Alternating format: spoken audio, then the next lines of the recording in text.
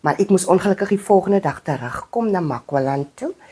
En ek het nooit my demo gehoor nie.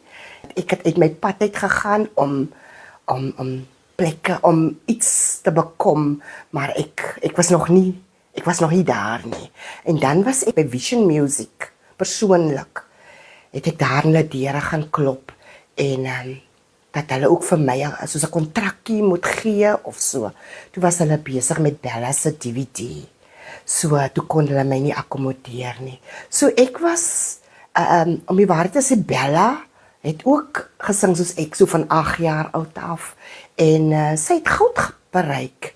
En ek is nog nie naas en by daar. So ons was basies op dieselfde golflengte, maar niemand het regtig my hand gevat en my deur gesien nie.